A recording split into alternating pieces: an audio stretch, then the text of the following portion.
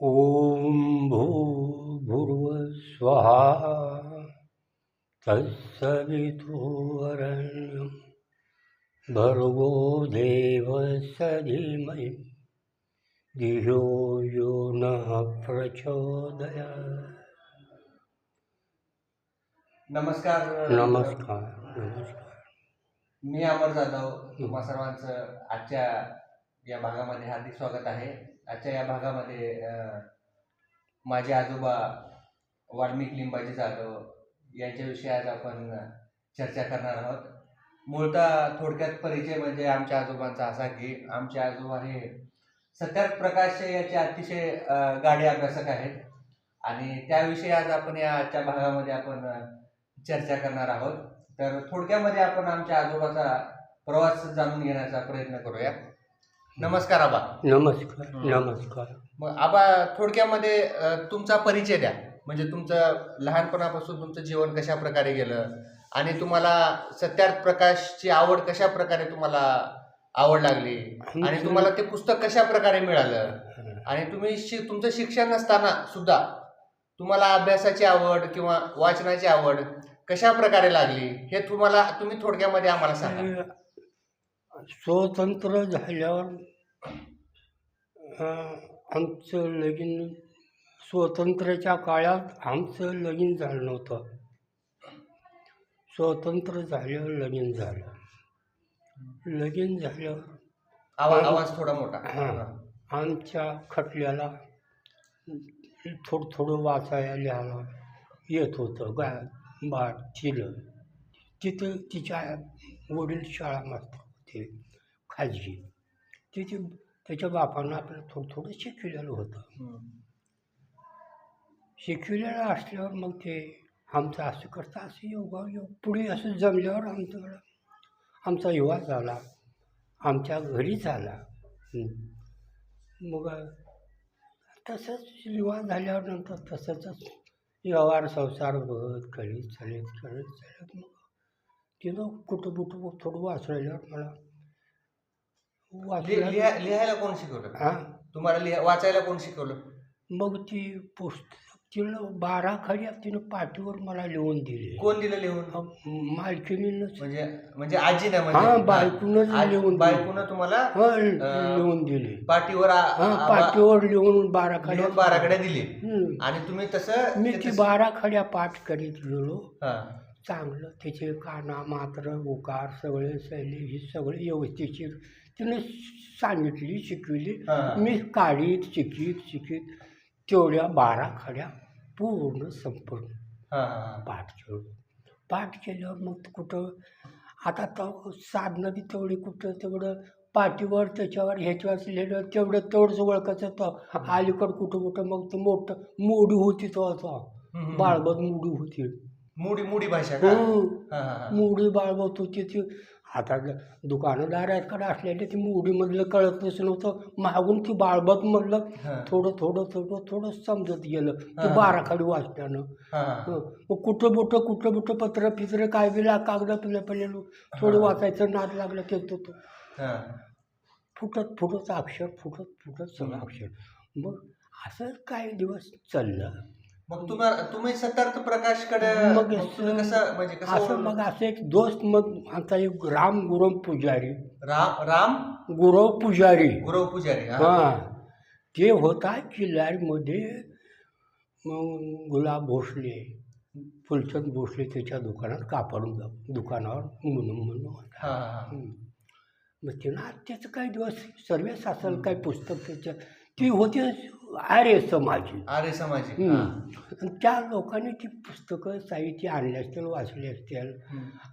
त्यानं बी ह्यानं त्याच्यापाशी ते जवळ असलं ह्याला बी माहिती होत जातं. ह्यालाही माहिती होतं गेलं चढून ते. आणि असं काही दिवस चाललं. मग काही दिवस त्याचं ही झाल्यावर त्यानं त्याची शिक्षण बी त्याच्या सोडून देऊन नोकरी स्वतंत्र आपलं दुकान टाकले. दुकान टाकल्यावर ती पुस्तक घरला आणलं असेल वाचायला. मग ती पुस्तकं दुकान टाकल्यावर ती घेऊन बा वाचता असेल का ठेवता वाचायला आणून ठेवलं असं दुकानात. हां. मग आम्ही पान सुपारी नेऊन हां. म्हणून जायचं. का चालले काय नाही बोलत कसं कुठं हं. चलायचं. असं नेहमी नित्य सदा चालू होतं. मग ती सत्यार्थ प्रकाशचं पुस्तक जे तुम्हाला भेटलं सत्यात प्रकाश मग ऊस मग राम गोरम ते दुकानात बसल्यावर असं पान सुपारी खात मग असं इकडे बघितलं याच्या खोच्यात होतं तिथं हां हां सत्यार्थ प्रकाश. हां हां हं त्या खोच्यात असल्यावर मॅच घेतलो हां हां खोक्यातून हां खोच्यात हां हां नाद वाचायचा लागलेला हां हां घेतलो आणि ती सत्यार्थ प्रकाश बघितलो. पहिलं पान सगळं बघितलं. मोठं होतं मराठीमधून. मराठीमध्ये होतं का? हं. हां हां हं. चांगलं मला समजलं. हं. मग समजलेल्यावर मग ते पुजारी म्हणला हं. हां मला ते आबा म्हणतात वाल्मिक आबा हां तुम्ही चांगलं वाचलं राव. हां. वा वा हां आणि मग तुम्ही वाचायचं न्या पुस्तक. हां हां हां पुस्तक न्या चांगलं आहे पुस्तक हां न्या मी वाचलेलं मी वाचलेलं आज करता असा हां त्यानं सांगितलं मला.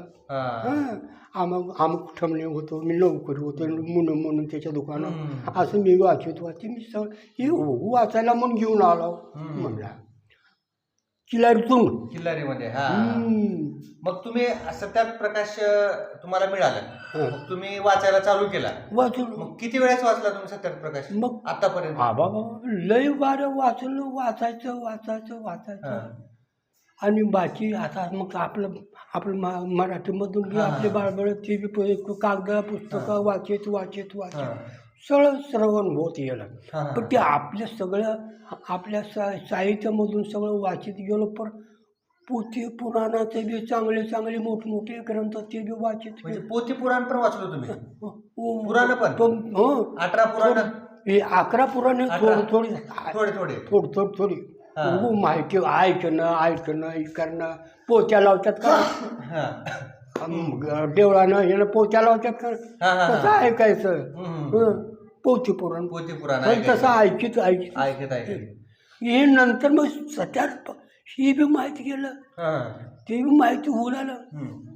आणि मग हां हां इकडून असा आहे आणि इकडून असा आहे सत्यार्थ प्रकाश असं सांगता येईल असं सगळं आपल्या मनाला माहिती होती. मग तुम्ही आता ही आपले सत्यार्थ प्रकाश हे कोणी लिहिले? स्वामी दयानंद स्वामी दयानंद सरस्वती हो. बरोबर त्यांनी लिहिले. हां आणि सत्यार्थ प्रकाश म्हणजे नेमकं काय आहे? सत्यार्थ प्रकाश मध्ये हां सत्यार्थ प्रकाश मध्ये आहे तरी काय? आहे तरी काय तिथं ती फार वेदाचं विश्लेषण सांगितलेलं आहे. हां. धर्माचं विश्लेषण सांगितलेलं आहे. हां जनतेचं वागणुकीचं सगळं विश्लेषण सांगितलेलं आहे. हां सत्यार्थ सत्यार्थ प्रकाश. प्रत्येक समोरसामध्ये प्रत्येक समोरसामध्ये कोणते जाती कोणते धर्म हे प्रत्येक धर्माचे त्यानं खंडन केले म्हणजे खंडन केलं. सांगू पटू जेवढे धर्म आहेत त्याचं खंडन. जितके धर्म आहेत तेवढे सगळं पटू सांगू सांगितलं. म्हणजे सत्यार्थ प्रकाश जर आपण वाचलो हो तर प्रत्येक धर्माविषयी आपण सत्य काय आहे हां आणि त्याचं खंडन सुद्धा.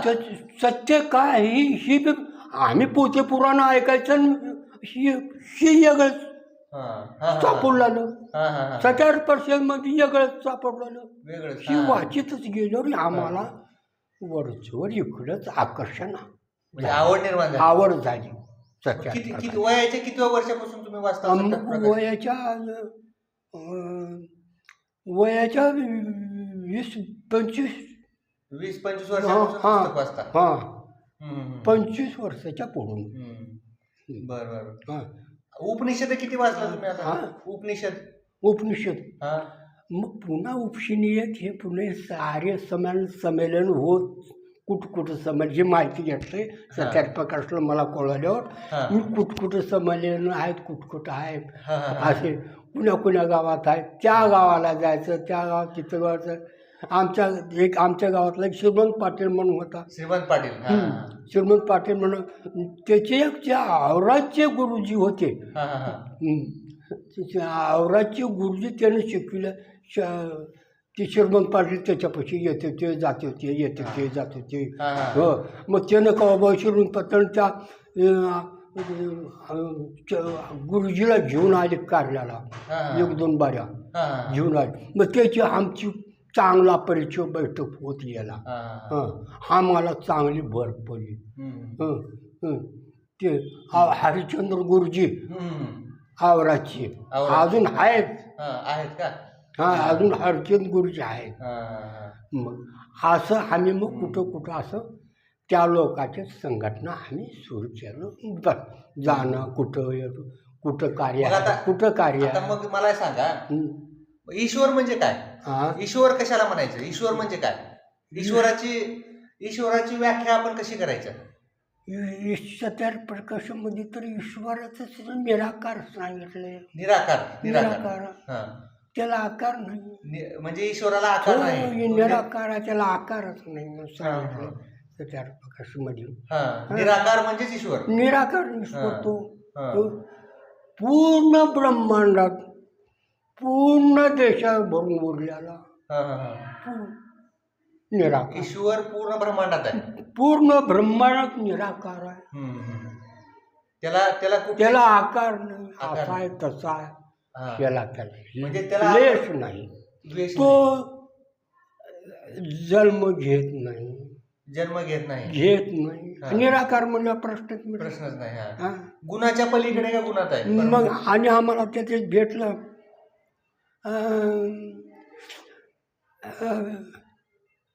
ईश्वर. तर वैदिक धर्माचे त्याच्यात 10 नियम सांगितले. 10 नियम. हो, कोणते? त्या 10 नियम मला पाठ झाले. कोणते? 10 नियम म्हणजे आता 10 नियम म्हणजे पहिला नियम वैदिक धर्मातून ईश्वराचे 10 नियम लोकाला जागृत करण्याकरता सांगितलेला आहे. ते 10 नियम असे. पहिला नियम, ईश्वर सच्चिदानंद स्वरूप निराकार, सर्वशक्तिमान, न्यायकारी, दयालू, अजन्मा, अनंत, निर्विकार, अनादि, अनुपम, सर्वाधार, सर्वेश्वर, सर्वव्यापक, सर्वांतर्यामी, आदरम, आमरम, आदय, नित्य, पवित्र और सृष्टि करता है. उसी की उपासना करने योग्य है. तीसरा नियम पहिला कोणता सांगू? निराकार. पहला नियम सब सत्य विदा. पहला नियम सब सत्य विदा. जो पदार्थ विदा से जाने जाता है उन सब का आदिमूल परमेश्वर है. दूसरा नियम, ईश्वर सच्चिदानंद स्वरूप निराकार, सर्वशक्तिमान, न्यायकारी, दयालु, अजन्मा, अनंत, निर्विकार, अनादि, अनुपम, सर्वाधार, सर्वेश्वर, सर्वव्यापक, सर्वांतर्यामी, हाजर, अमर, अभय, नित्य, पवित्र और सृष्टि करता है. उसी की उपासना करने योग्य है. तीसरा नियम, वेद सब सत्य विधाओं का पुस्तक है. वेद पढ़ना, पढ़ाना, सुनाना सब आर्यों का परम धर्म है. चौथा नियम, सत्य के ग्रहण करने, असत्य के छोड़ने में सर्वदा उदत रहना चाहिए. पांचवा नियम, सब काम धर्मानुसार येतात योग्य वर्तना चाहिए. सावा नियम, संसार का उपकार करना इस समाज का मुख्य उद्देश्य है, अर्थात शारीरिक, आत्मिक और सामाजिक उन्नति करना. सातवां नियम, सबसे प्रीतिपूर्वक धर्मानुसार येतात योग्य वर्तना चाहिए. आठवां नियम, अविद्या का नाश विद्या की वृद्धि करनी चाहिए. नवा नियम, प्रत्येकों को अपनी उन्नति में संतुष्ट नहीं रहना चाहिए, किंतु सबकी उन्नति में अपनी उन्नति समझना चाहिए। 10वां नियम, सब मनुष्यों को सामाजिक सर्वहितकारी नियम पालने में परतंत्र रहना चाहिए और प्रत्येक हितकारी नियम में स्वतंत्र रहना चाहिए। ओम शांति शांति। जे आमच्या आजोबांनी जे तुम्हाला जे सांगितलं ना, ते आर्य समाजचे 10 नियम 10 नियम जे की त्यांना पाठ आहेत, पूर्ण 10 नियम, आणि त्यांनी त्यांच्या पूर्ण आयुष्यामध्ये त्या 10 नियमाचं तंतोतंत पालन त्यांच्या आयुष्यामध्ये केलेलं आहे. आणि ते त्या 10 नियमामध्ये आर्य समाजची पूर्ण व्याख्या आणि त्याची व्याप्ती आणि जीवन कसं जगलं पाहिजे आपण, आणि ते जीवन जगत असताना ज्या आपल्या संपूर्ण वेदांचा जो सार आहे तो सार सत्यार्थ प्रकाश या पुस्तकामध्ये आपल्याला आढळून येतो. आणि सत्यार्थ प्रकाशमध्ये जे काही या सृष्टीमधील धर्म आहेत त्या धर्मामध्ये सत्य काय, असत्य काय, आणि त्याचं खंडन म्हणजे आपण जेव्हा एखाद्या धर्माविषयी जाणतो त्याच्यातली सत्य काय आणि असत्य काय ह्या गोष्टीचं जेव्हा आपण कंपॅरिझन करतो, त्या गोष्टीचं खंडन जे दिलेलं आहे ते सत्यार्थ प्रकाशमध्ये दिलेलं आहे. त्यामुळं वेद जे आहे त्या सृष्टीमध्ये सर्वात प्रथम ज्याची परमेश्वराने उत्पत्ती केली ते म्हणजे वेद आहे, आपले 4 वेद. मग 4 वेदांचा जो पूर्ण एकत्रित करून म्हणजे आता वस्तुस्थिती जर आपण पाहिलं तर 4 वेदांचा अभ्यास करणं हे सर्वसामान्य माणसाला शक्य नाही. मग ते 4 वेदांचा स्वामी दयानंद सरस्वती यांनी काय केलं, त्या 4 वेदांचा पूर्ण सारांश त्यांनी एका पुस्तकामध्ये घेतलं, तो आहे सत्यार्थ प्रकाश. आणि तो सत्यार्थ प्रकाश एक पुस्तक असल्यामुळं सर्वसामान्य अभ्यासू व्यक्तींना त्या पुस्तकाचा अभ्यास करणं हे सोपं झालं. त्यामुळे त्याचे जे नियम जे सांगितलेले आहेत आर्य समाजाचे 10 नियम, त्या 10 नियमांचं मनुष्यानं सर्व मनुष्यांना पालन केलं पाहिजे. आणि ईश्वर सर्वव्यापी आहे, निराकार आहे, सृष्टीच्या चराचरामध्ये आहे, त्याला कुठल्याच प्रकारचा आकार नाही. जे सत्य आहे तोच परमेश्वर आहे.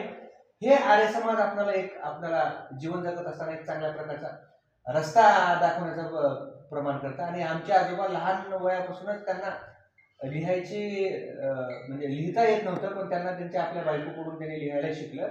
आणि लिहायला वाचायला शिकून त्यांना सत्यार्थ प्रकाश त्यांच्या जीवनामध्ये पहिले जे पुस्तक त्यांच्या हातामध्ये पडलं असेल ते सत्यार्थ प्रकाश पडलं. आणि त्यांनी त्यांचं काटेकोरपणे पूर्ण आयुष्य त्या सत्यार्थ प्रकाशला त्यांनी समर्पण केलं. आणि जिथे जिथे आर्य समाजचे संमेलन असतात तिथे तिथे आमचे आजोबा जे काही आपले सोबतचे मंडळी असतात त्यांच्यासोबत ते सोबत जाऊन संमेलन करतात. आणि सतत उपनिषद असेल, संघटनेचे कार्य करणे किंवा जे आपले 18 पुराण असतील, उपनिषद, अशा विविध प्रकारचे संमेलन. तुम्ही कुठल्या आतापर्यंत संमेलनाला गेलेले, कोणते संमेलन तुम्ही केलेले आहेत? संमेलनला मी दिल्लीला गेलो 2 बार. दिल्ली 2 वेळेस? 2 बार. पुन्हा हैदराबादला 1 बार गेलो. हैदराबाद. पुन्हा राजस्थानला गेलो 1 बार. पुन्हा मुंबईला गेलो 1 बार. पुन्हा बारके खेड्यावरून लातूरला गेलो. लातूर. म्हणजे जेवढे संमेलन होते तुम्ही जेवढी जिथे तिथं संमेलन आहे तिथे तिथं असे शिंडत फिरत गेलो. मग तुम्ही एवढा अभ्यास केलो, अजून पण तुम्ही पुस्तक वाचता बरोबर? अजून पण तुम्हाला पुस्तक वाचता येतं ना? वाचता येतं ना? वाचता येतं.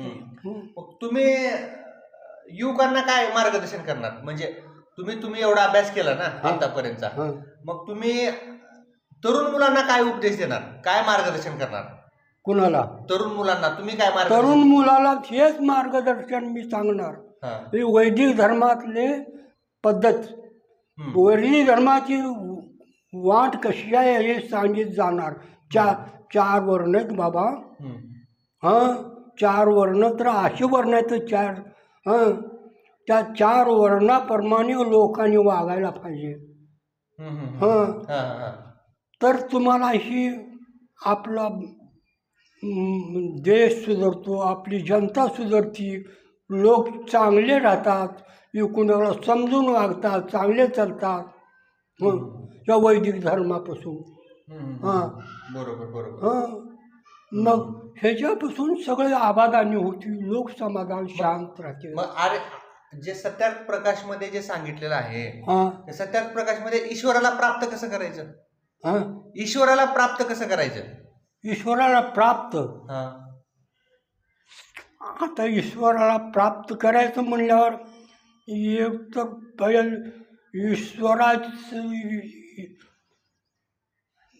ईश्वराची विश्लेषण करायचं, त्याचं दर्शन घ्यायचं, त्याचं हे करायचं म्हणलं तर एक तर संध्या करावं लागते. संध्या संध्या करते. संध्या करावं लागते. हा संध्या करून पुन्हा यज्ञ करावं लागते. यज्ञ यज्ञ करावं लागते. म्हणजे ईश्वराला भक्ती, ईश्वराला समज खरी भक्ती ईश्वराची यज्ञ आहे. यज्ञ मूळ यज्ञ मूळ जगाचं सृष्टी निर्माण करणं हे यज्ञ कार्य आहे. यज्ञ कार्य. हा हा, हा. हा आणि नुसतं संध्या हे प्रत्येकाची एक प्रत्येकाची ईश्वराची समजूत साधना हा साधना आहे. हा ईश्वराची म्हणजे संध्या म्हणजे संध्या संध्या म्हणजे संध्या म्हणजे नामस्मरण. ईश्वर चिंतन, चिंतन. ईश्वर चिंतन, ईश्वराचं ध्यान. मग ध्यानामध्ये तुम्ही काय म्हणता? जेव्हा तुम्ही संध्या करता तेव्हा ध्यानामध्ये ओमचा जप करता ना? हा ते ओम शिवाय प्रत्येकाला कशी मंत्रामध्ये ओम येते. संध्या मंत्र आहेत संध्यामध्ये. संध्यामध्ये पण मंत्र आहेत? मंत्र संध्यामध्ये. हा, हा, हा हा, हा. त्या मंत्रानं प्रत्येक मंत्राला ओम आहे. प्रत्येक मंत्राला म्हणजे ओम आहे ओम. हा. संध्यामध्ये. म्हणजे थोडक्यात म्हणजे आमच्या तसंच होम हवन करायचं बी प्रत्येक मंत्राला मंत्र ओम येतो. होम हवन करायचं बी मात्र. हा. हा मग ही ईश्वराचे दोन मार्ग. एक आधी व्यक्तिगत. मनुष्य सुधारणं, हा. संध्या करणं, मनुष्य सुधारणं हम्म. आणि ईश्वराला चांगलं संयम करायचं. जगाचा करता तो आहे. जगाचा प्राणी मात्र दया करणारा तोच आहे. अन्न पाणी पाऊस पाणी तोच आहे. तो निराकार आहे. त्याला आकारच नाही. त्याची भक्त म्हणजे यज्ञच करावं लागते. म्हणजे ईश्वराची जी हो भक्ती म्हणजे ईश्वराला यज्ञ. यज्ञच करावं लागते. यज्ञ केलं तर तुमची पृथ्वीवर हवामान सुधारणा चांगली होती. हवामान बदलतो, सुधारणा चांगली होती. सगळे सूक्ष्म पदार्थ निर्माण होतात. सूक्ष्म पदार्थ निर्माण झाल्यावर मग तुम्हाला का आयुष आरामच आहे सगळ्या गोष्टी. म्हणजे थोडक्यामध्ये हा. आमच्या आजोबा सांगतात की दोन गोष्टी आपण जीवनामध्ये केल्या पाहिजे. एक म्हणजे परमेश्वराची व्यक्तिगत साधना. व्यक्तिगत साधना जी सांगितलेली आहे आर्य समाजामध्ये ती संध्या करणे म्हणजे जप करणे थोडक्यामध्ये. म्हणजे त्या जपामध्ये जे त्यांचे काही मंत्र असतील ते मंत्राचे ते उच्चारण करतात संध्यामध्ये आणि दिवसामध्ये 2 वेळेस ते संध्या करतात आमचे आजोबा. मग सकाळी एक नित्यनेमाची 15 मिनिटाची संध्या असते करतात आणि संध्याकाळी 15 मिनिटाची संध्या.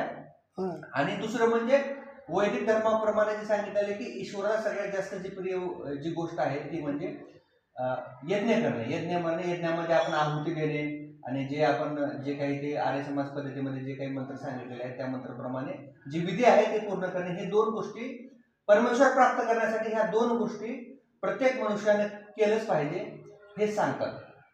मग आणखी आबा मग जे आता गीतेमध्ये तर काय सांगितलेलं आहे? गीता यथार्थ गीता किंवा भगवद्गीता. भगवद्गीतेमध्ये एक श्लोक असा आहे. त्या श्लोकामध्ये सांगतात की अध्यात्म ज्ञानम नित्यत्व तत्वज्ञानार्थ दर्शनम यथ ज्ञानम इति प्रोक्तम अज्ञानम यतोदन्यता. म्हणजे ईश्वर प्राप्तीसाठी सांगितलेलं आहे की तुम्ही जे ज्ञान मिळवण्यासाठी जी साधना तुम्ही करत आहात ती साधना तुमची नित्य पाहिजे. म्हणजे जी संध्या करा, यज्ञ करा, ती साधना तुमची नित्य पाहिजे. आणि ती साधना जेव्हा तुम्ही करत असताना जोपर्यंत तुम्हाला ईश्वराची प्राप्ती होत नाही तोपर्यंत तुमची साधना पूर्ण होत नाही. ज्या दिवशी तुमची साधना पूर्ण म्हणजे त्या दिवशीच तुम्हाला ते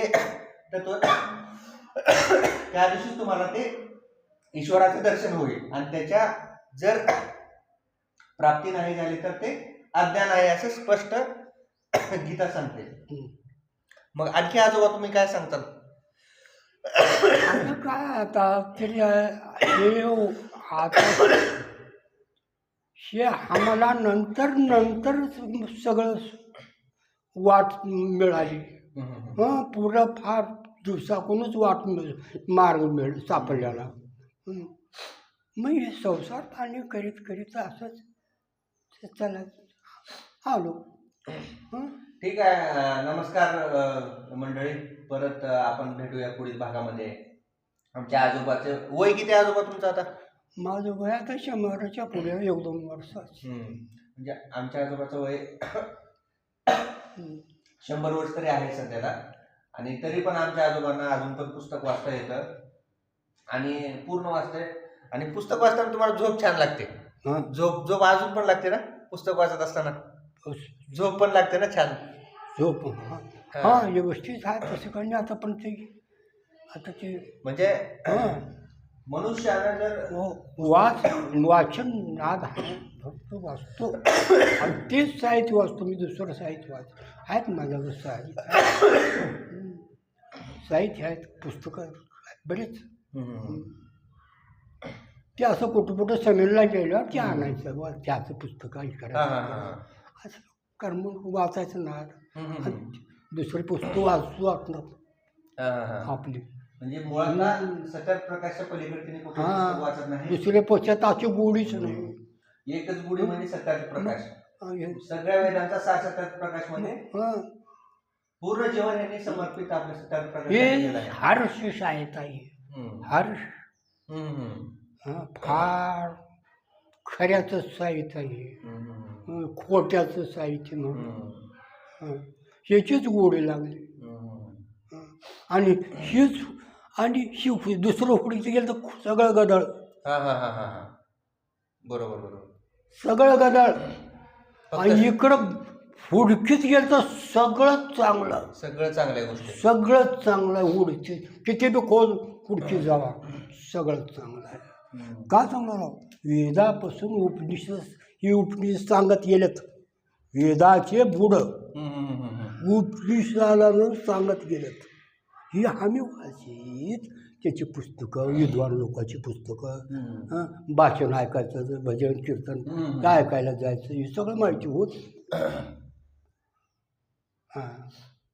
अजून पण आमचे आजोबा सत्यप्रकाशच वाचतात. सगळ्या वेदांचा सार सत्यप्रकाशमध्ये आहे. आणि ईश्वर मिळवणं किंवा प्राप्त करणं आणि ईश्वर काय आहे याचं वर्णन सर्व गोष्टी त्या आपल्याला सत्यप्रकाशमध्ये आपल्याला मिळून जातात. तर थोडक्यामध्ये आमच्या आजोबाचं जीवनचरित्र आज आपण आजच्या भागामध्ये पाहिलं आहे. परत भेटूया पुढील भागामध्ये. नमस्कार.